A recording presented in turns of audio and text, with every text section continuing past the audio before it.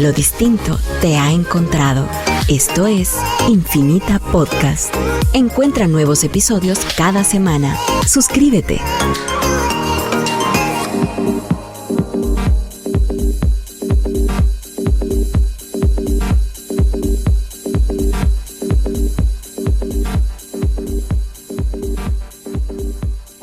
Hola, ¿cómo están? Bienvenidos al nuevo podcast de DT, Decentralized Technologies.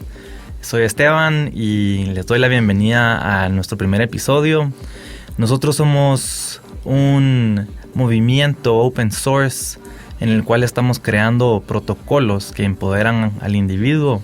Es decir, estamos tratando de crear herramientas para que las personas estén preparadas para esta nueva era que viene sobre el blockchain, con todas sus ventajas y que todos estemos asegurados de que entendamos qué es lo que está pasando a nivel global y cómo nos puede ayudar a nosotros como sociedad y como país y como persona. Entonces, pues los invitamos a que nos escuchen, a que se eduquen con nosotros y que por favor háganos preguntas, porque conversando con ustedes es como más aprendemos todos. Hola, yo soy Rafa, yo también soy parte de DT. Aquí con Esteban empezamos esto hace como año y medio y estamos todavía aprendiendo de blockchain, aprendiendo de esta nueva tecnología y esta nueva como propiedad del internet o poder que tiene la sociedad, ¿verdad? Estamos tratando de entenderlo. Entonces esperamos que juntos pues sigamos aprendiendo. Entonces, el episodio de hoy, ¿de qué se va a tratar? El episodio de hoy es de los conceptos básicos de qué es el blockchain, porque hay que tener ciertas bases para poder comprender desde su inicio el impacto que esto puede tener con nosotros y de dónde viene, pues, para saber hacia dónde va. Bueno, pues empecemos. Blockchain, pues, para mí, y esto es en mi opinión, pues es una nueva propiedad del internet, es una nueva capacidad que nos está dando el internet que no hemos tenido antes. Antes tenemos la capacidad del internet. El internet nos da información, podemos conectarnos a una infinidad de información alrededor de todo el mundo y el internet es una cosa que nadie puede apagar, digamos, es resistente a ataques. Sí tiene puntos críticos de seguridad todavía, pero es un concepto muy poderoso para la sociedad que cambió la forma en la que interactuamos y vivimos, ¿no? Y sentimos, pues yo siento que la parte de blockchain, criptomonedas, es una nueva tecnología. No es lo mismo que internet, pero nos da nuevos poderes. En este caso, el poder de la propiedad y del dinero. Entonces, pues hay algunos conceptos interesantes. Y pues ahí hay que también tomar en consideración que realmente en comparación a todo el tiempo que vamos existiendo como humanos, apenas acabamos de entrar a la era digital y creo que no debiésemos de pensar de que desde ya tenemos la mejor solución de cómo ordenar todos estos programas y cómo ordenar el mundo digital. Tenemos que aprender, apenas estamos empezando y así como todo en la evolución del ser humano, pues empieza de lo que muchos piensan un error y después realmente se revela como algo positivo y empieza en el 2008 con el papel de Satoshi Nakamoto, cuando esta persona desconocida o se piensa que es un grupo de personas escribe sobre una criptomoneda. Y desde el 2008 hasta el día de hoy, pues sigue operando y simplemente ha creado un montón de noticias. Pero antes de que entremos a todo eso, sigamos con los conceptos básicos. Pues sí, a mí para entender esto, pues desde que empezamos con vos, para entenderlo, me sirvió mucho leer el trabajo de Nick Szabo, una de las personas que son como los cypherpunks que estuvieron como al principio de este movimiento. Nick Szabo se inventó, por ejemplo, el término smart contracts en 1994. Bitgold, una como versión pre-Bitcoin, también se le inventó él muchos años antes de que saliera Bitcoin. Entonces él es una persona súper interesante que combina la parte de economía, computer science, computación y la parte legal. Entonces una persona que es políglota, digamos, que puede entender todos estos conceptos y hablar con propiedad. Entonces, pues hay un paper de él que menciona un número interesante, que es el número de Dunbar. El número de Dunbar es una investigación que se hizo sobre simios en el que se encontró una correlación entre el tamaño de cierta parte del cerebro con el tamaño de su grupo social. Entonces, el tamaño del grupo social depende de cierta forma del tamaño de cierta parte del cerebro. Entonces, se puede como interpretar de que el tamaño de nuestro grupo social lo limita a nuestra capacidad cognitiva, de cierta forma. Hablando de nosotros como humanos. Entonces, en este mismo diseño se empezó a mapear el tamaño de los grupos sociales de diferentes simios. Y si lo extrapolas al tamaño del humano, el número de Dunbar son como 150. Básicamente, en teoría, una persona no puede tener relación de confianza con más de 150 personas al mismo tiempo. Como que estamos limitados en nuestra capacidad de comunidad, de personas que conocemos, por nuestra capacidad cognitiva. Y hay que pensar también pues en actualmente las redes sociales, uno fácil llega a tener 300, 400 amigos y todo. Hay personas que tienen más de 1000 y 2000, pero realmente una relación de confianza con las personas no tienen. Entonces, pues ahí es donde cosas como las redes sociales nos ayudan a estructurar nuestra cultura y nuestra manera de cómo comunicamos y cómo combinamos el mundo real con el mundo digital en nuestras vidas.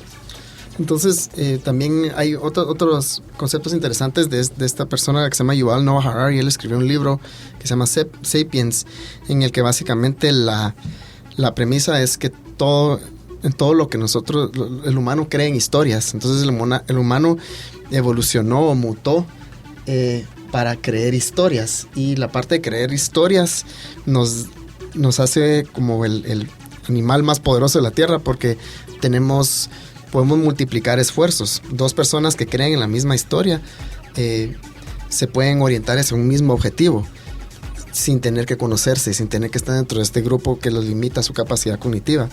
Y el dinero es una historia. El dinero sigue siendo una historia que cae dentro de este como marco, ¿verdad? La historia más antigua y más grande de toda la humanidad, pues. Sí. Bueno, el dinero, la propiedad privada, ¿verdad? Ese tipo de historias, los derechos humanos también los usan como ejemplo de una historia, ¿verdad?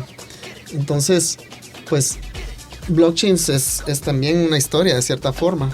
Es una como nueva historia de dinero que está basado en reglas de computadora, digamos, en reglas matemáticas.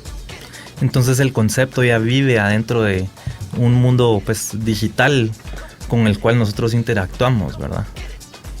Sí, otro concepto interesante cuando hablamos de blockchains es el tema de consenso distribuido. Entonces el consenso distribuido en blockchain se ejecuta por computadoras, pero podemos hacer una analogía con digamos, mentes humanas. Por ejemplo, había una isla que se llamaba la isla de Yap, hace mucho tiempo, creo que cerca de África, donde las piedras, donde el dinero eran unas grandes piedras enormes que eran muy difíciles de transmitir de una persona a otra. Entonces, pero en esa isla ese era el dinero, y era una comunidad pequeña. Entonces, para hacer pagos, las personas ya no estaban moviendo las piedras, sino que solo se reunía la comunidad y decían, ok, esta piedra que está aquí, que es mía, ahora se la paso a Esteban. ¿Estamos todos de acuerdo? Sí. Entonces, la comunidad entera llegaba a un consenso sobre que había un cambio en la propiedad de cierto objeto. Y ahí ya simplemente porque todos acordaron, todo el pueblo acordó de que la piedra ahora es de Esteban, entonces ya era así, no necesitaban ningún tipo de marca o no había ningún registro escrito. Todo era en las mentes de los elders del círculo de la comunidad, ¿verdad?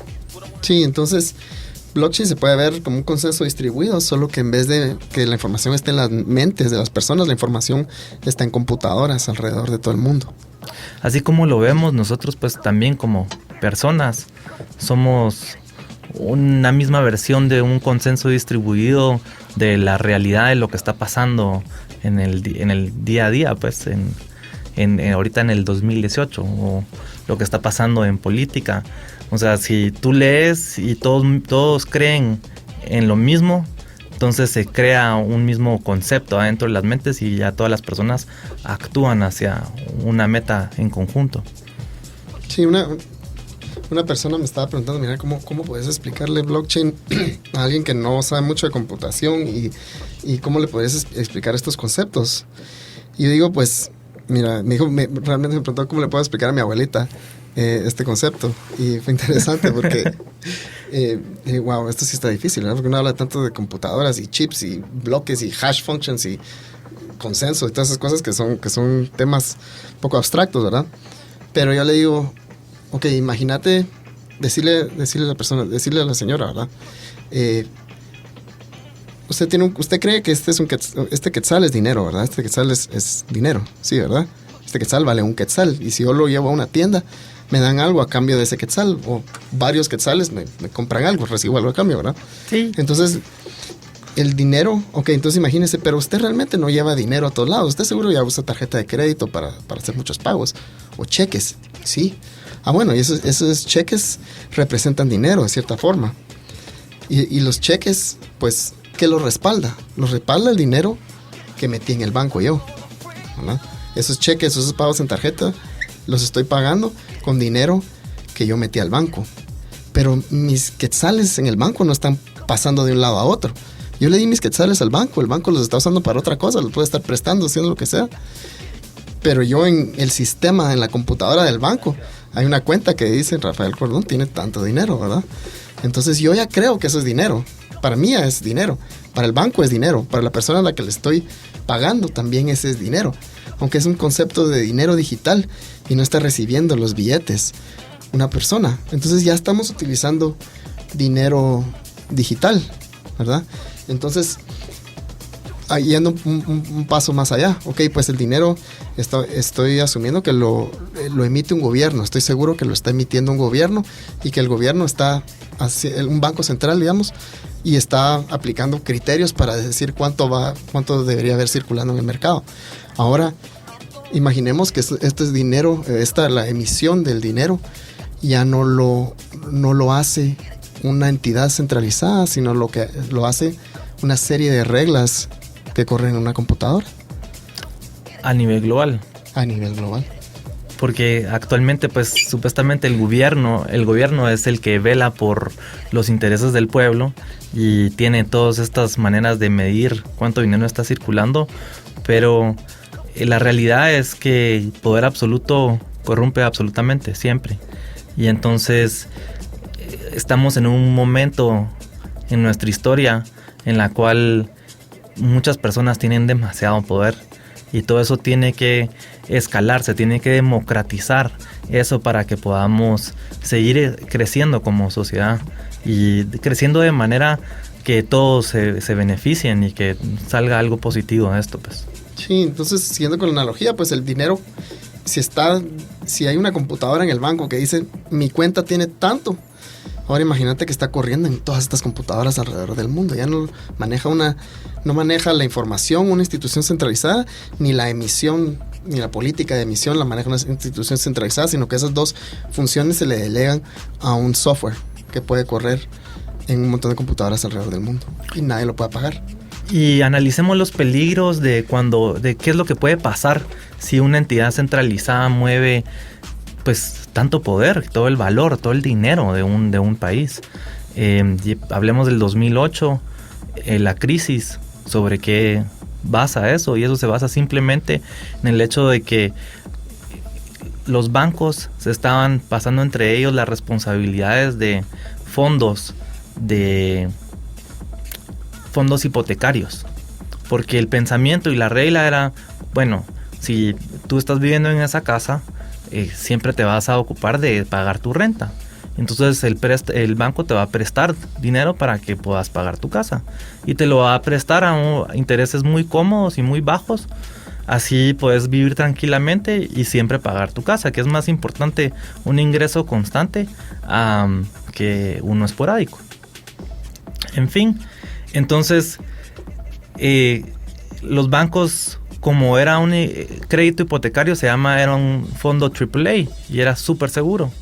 Pero resulta ser que en la economía por ahí de los 2008, 2007, 2006 empezó a prestar demasiado dinero y se creó el conocimiento de que uno podía hasta pagar préstamos de casas con tarjetas de crédito. Y entonces habían personas que tenían 4 o 5 casas como inversión. y resulta que habían demasiadas casas, mucha oferta, poca demanda para personas que lo pudieran pagar, y todo eso empieza a desmantelarse. Y ahí es donde todos se dan cuenta de que nadie va a recibir el dinero de regreso que prestaron. Pero efectivamente estos bancos estaban moviendo los libros y estaban escondiendo ciertos hechos de indicaciones que ya venían que esto iba a pasar, pero nadie lo quería tomar pues por la realidad, porque realmente estaban haciendo demasiado dinero intercambiando los fondos. Y ahí es donde todo se deshace, y ahí es donde empieza Bitcoin, con la idea de crear un sistema, un ecosistema de dinero en el cual ya nadie puede controlar la información y obfuscar ciertas cosas para su propio beneficio. Sí, entonces podríamos ver blockchain. Blockchain es como la parte técnica o la infraestructura, y Bitcoin es el dinero o la aplicación que funciona. Entonces, pero los dos están mezclados porque blockchain necesita Bitcoin, necesita una criptomoneda, hablando en forma más general, ¿verdad? Sí. El blockchain necesita la criptomoneda porque es la que usa como medio para incentivar que algunas personas le metan energía o le metan trabajo al sistema. Trabajo en este caso para validar las transacciones que ocurren. Entonces, se necesita. Blockchain y Bitcoin no son lo mismo, pero los dos van de la mano, ¿verdad? Y blockchain es la infraestructura, y podríamos decir que la criptomoneda es la aplicación, el mecanismo, ¿verdad? Y porque han surgido después de Bitcoin diferentes blockchains que tienen otros propósitos. Por ejemplo, ¿cuándo salió Ethereum? Como en 2015. 2014 salió, se generó otro blockchain con un propósito diferente, ¿verdad? Vinieron unas personas y dijeron, bueno, qué interesante lo de Bitcoin, cómo ha funcionado, pero tiene alguna limitación, y la limitación en Bitcoin es que no permite ejecutar programas de propósito general. Entonces, las personas ya no solo estaban haciendo transacciones de transferencias de dinero de Bitcoin, sino que también Bitcoin permitía escribir programitas que corrían adentro de la red de computadoras, como que se podría ver la red de todas las computadoras que están conectadas a Bitcoin como una sola computadora, lenta y carísima de usar, pero una computadora descentralizada, donde nadie la puede apagar, es transparente, nadie la controla, no hay ningún entidad centralizada. Y la información que está ahí es inmutable, ya nadie la puede quitar. Entonces, pensemos como en los tiempos cuando nos contaban, por lo menos a nosotros, así me contó mi papá, que él aprendió a programar, iba a Múnich, y ahí en la universidad hacía unas tarjetitas y le ponía oídos a las tarjetitas y lo metía en la computadora, y entonces salía un papelito con puntitos, y ese papelito con puntitos era la resolución de la ecuación, que era probablemente 2 más 2, y le salían los puntitos 4. Sí. Y más o menos así, a ese nivel es como estamos. Comparable también es en 1994, para mandar un email tú tenías que programar. Si no sabías programar, no podías mandar un email. No existía el concepto de email. El protocolo. Sí, exacto. Sí, entonces el blockchain es el protocolo, es el protocolo que corre en las computadoras, en esta red peer-to-peer, esa red distribuida que no tiene ningún punto centralizado que lo controla o administra. Y entonces, pues Bitcoin es un excelente ejemplo de un sistema de dinero descentralizado. Entonces estas personas que pensaron en Ethereum, dijeron, ¿por qué no hacemos que esto funcione como una computadora de propósito general, donde puedo correr cualquier tipo de programa que yo quiera adentro de esta computadora? Entonces ahí nace el concepto de los smart contracts.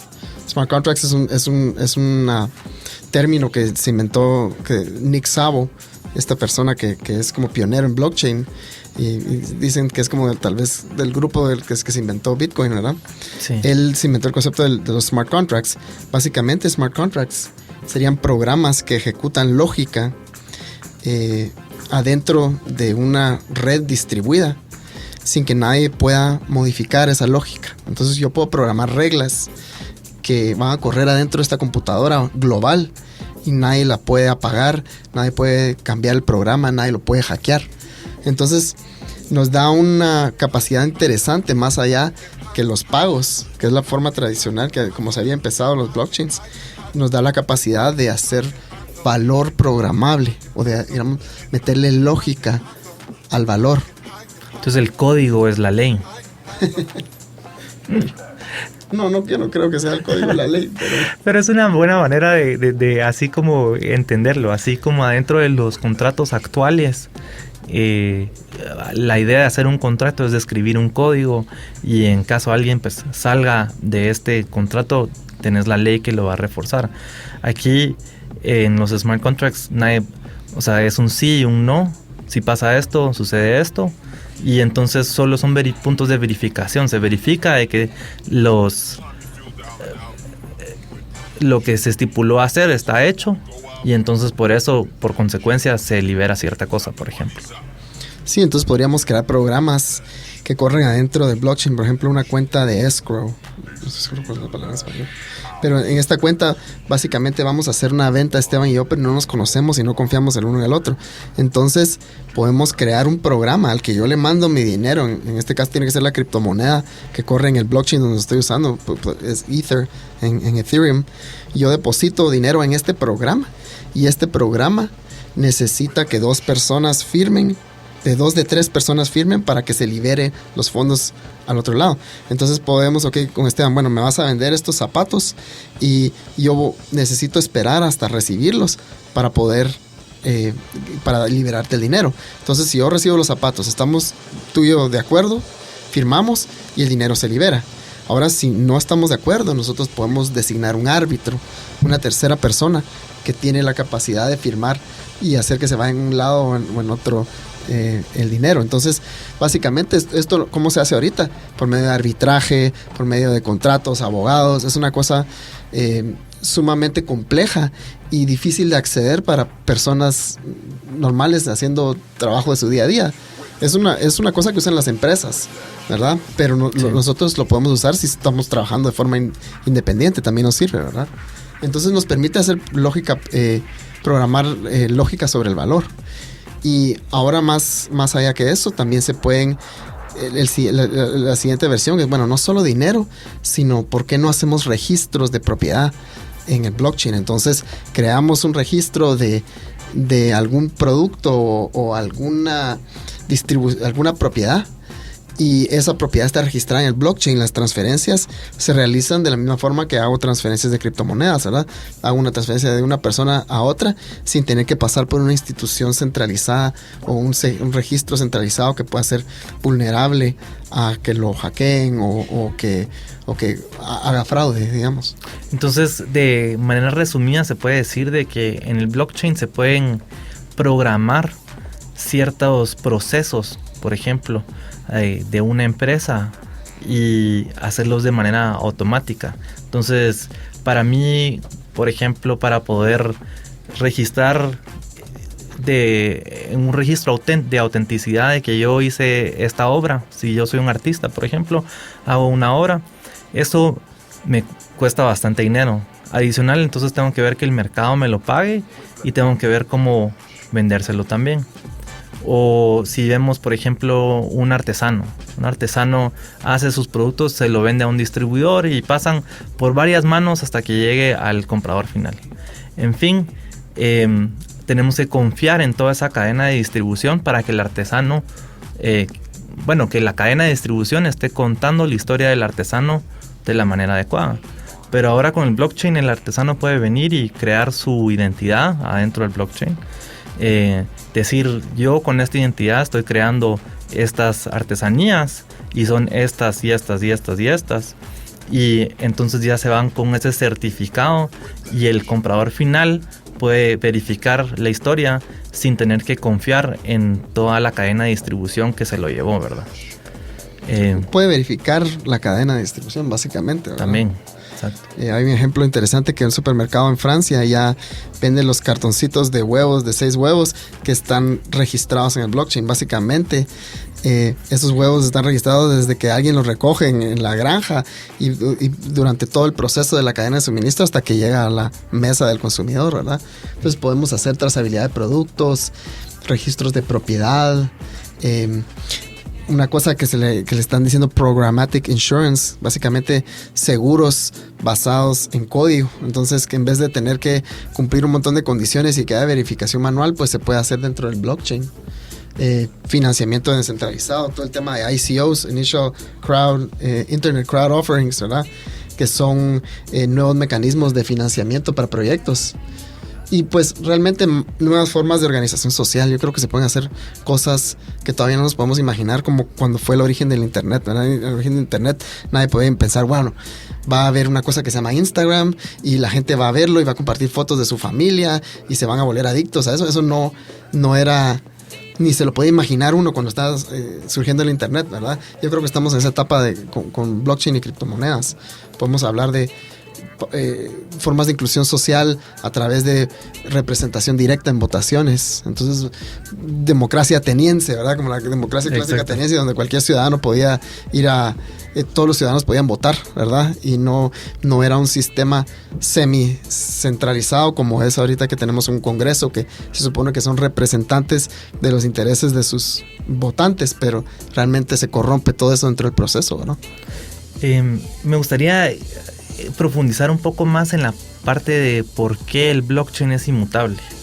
Quisiera ir un poquito a explicarles un poquito de la parte de criptografía y lo que es una función hash y cómo se organizan los bloques de información para que haga que todo este ecosistema tenga información de manera digital que ya nadie puede cambiar, porque esa es toda la diferencia. En este momento todos los sistemas digitales, al ser centralizados, siempre puede venir un ente y cambiar los datos y de afuera nadie se va a dar cuenta pues a la hora de leerlo. Entonces su función principal de blockchain es, a través de criptografía, asegurar información digital de manera global y accesible a todo.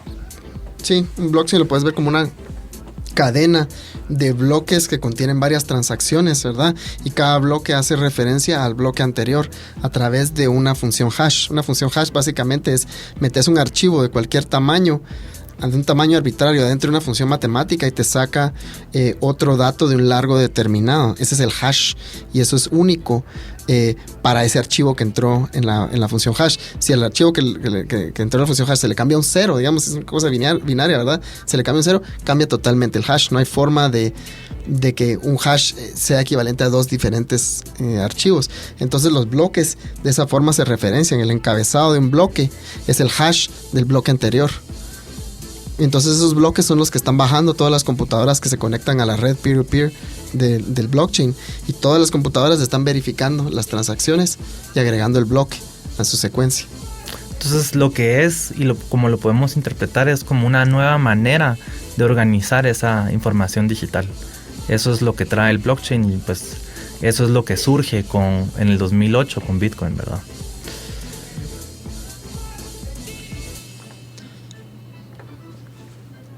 Entonces nosotros adentro de DT Decentralized Technologies creemos en todo esto y nos hemos motivado a hacer todo esto porque sabemos que para cambiar el sistema actual, en vez de pelearlo, hay que crear uno nuevo y presentar todas sus ventajas de tal manera de que haga el actual verse obsoleto. Y esa es la realidad. Miremos nuestro entorno en este momento. Los sistemas actuales tienen que ser más eficientes para que nuestra economía pueda crecer y nosotros como país podamos salir adelante del hoyo en el que estamos. Y realmente lo que nos está frenando no es nuestra capacidad económica ni como sociedad para funcionar, sino realmente es el sistema actual que nos detiene por la corrupción. porque hay muchos intereses atravesados adentro de esto. Entonces, por eso es importante que nosotros, específicamente donde más necesitamos este tipo de tecnología, nos informemos, aprendamos para ver cómo la podemos aplicar y así contar de nuevo una mejor historia para nuestra región. Entonces, como proyecto, estamos desarrollando protocolos que empoderan al individuo. Entonces, DT, nuestra misión es crear protocolos que empoderan a las personas, que le dan a las personas acceso a esta nueva tecnología y al poder que da esta nueva tecnología que previamente no tenían, ¿verdad? Un ejemplo es la capacidad de poder crear tu propia moneda y venderla. Eso es algo que no existía hasta hace poco, ¿verdad? Sí. Y es una cosa poderosísima, que es solo el principio, ¿verdad? El otro ejemplo es que puedas registrar tu propiedad adentro del blockchain. Y eso funciona a través de tu reputación. Si tú registras esa propiedad dentro del blockchain y las personas a las cuales se la estás presentando te confían que eso es por tu reputación, entonces funciona. Sí, y la parte central en todos estos protocolos que estamos desarrollando es que son anónimos, inmutables y descentralizados. Significa que todo el mundo los puede acceder, que la información que se sube ya no se puede cambiar y que no necesariamente tengo que dar mi identidad, sino solo es opcional. Les damos entonces pues la bienvenida a que se unan a este movimiento open source de blockchain con nosotros.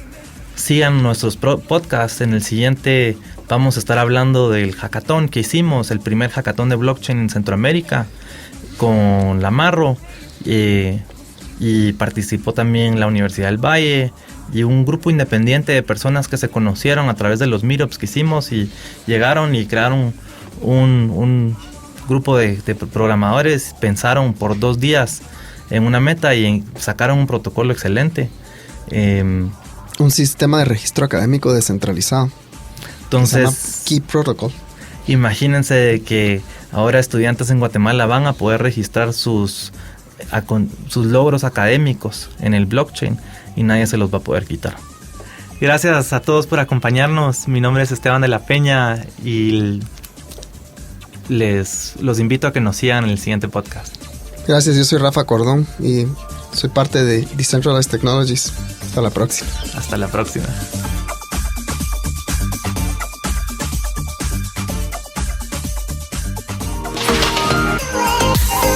Lo distinto te ha encontrado. Esto es Infinita Podcast. Encuentra nuevos episodios cada semana. Suscríbete.